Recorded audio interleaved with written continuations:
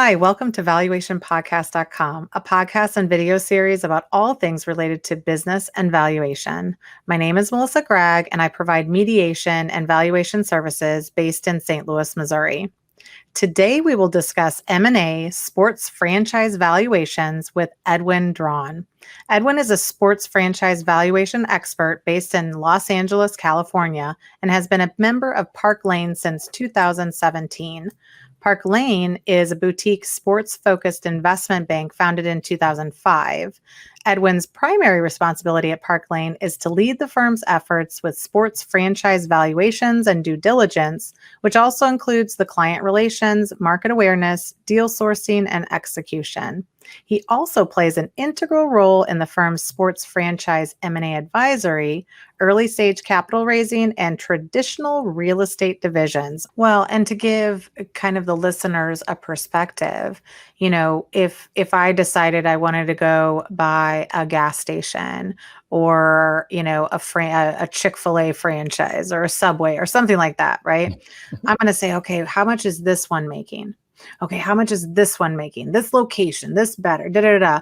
I'm always going to be motivated by cash flow, right? And what you're saying is that literally cash flow may not really even be the biggest issue that somebody would look at in a sports franchise. Like if I'm passionate about the Rams, even though they did leave St. Louis, I'm just saying, would I have that same passion about buying like the Dallas Cowboys, right? Like some of that really comes into preference and passion as opposed to, is that franchise making more money than the other? Yeah, I would say there is a lot of preference going into sports team ownership. And then, again, the availability of teams are another key factor.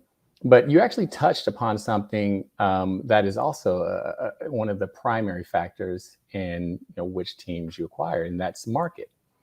You spoke about the Rams leaving St. Louis and coming to LA. Stan Kroenke did an amazing job of building a new stadium as well as complex surrounding said stadium, and that gives him a greater ability to make more money.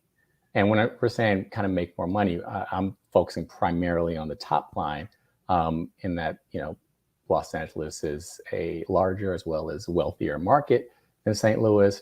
And they were able to pull off, building just an amazing complex in Inglewood. So all of those factors kind of come to play, when you own or when you're looking to own a sports team. But I think at the end of the day is, if you're looking to be a sports team owner and you're looking for a particular either franchise or market, these teams don't come up for sale very often. So sometimes you kind of have to get in where you fit in, and you can always kind of maybe potentially move the team if there's a particular market that you like, or you can sell a team and acquire another team if there's a particular franchise that you favor. Well, and when you were talking about the building of the stadium, which of course for the one particular team that we're talking about, there was some drama about that. I do remember that. But is this a real estate thing? Like, does the real estate come into play when you're looking at some of these teams? Because now even, we have the Cardinals and there's a whole ballpark village, right? So it's not just the ball field, it is the commerce around where people are coming to have an entire day of fun, right? So what part of that has to do with the real estate or even the ancillary things around the stadium that do they have an impact on the price or the value? That is, I'm very happy that you brought that up. And the quick answer is yes. I think at the end of the day, you're trying to increase your revenues, and just owning a franchise, you're relatively limited. You have media rights, which are controlled by the league.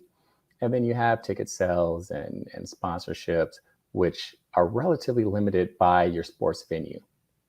What we've seen historically is that when franchises either build a new venue or enhance their current venue, that there is a drastic increase in valuation because the amount of capital or amount of revenue they can bring in goes up considerably.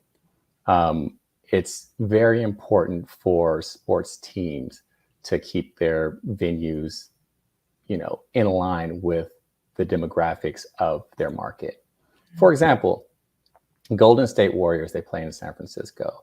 It is one of the wealthiest areas in the country, if not world. They recently built a new $1.5 billion arena in downtown San Francisco.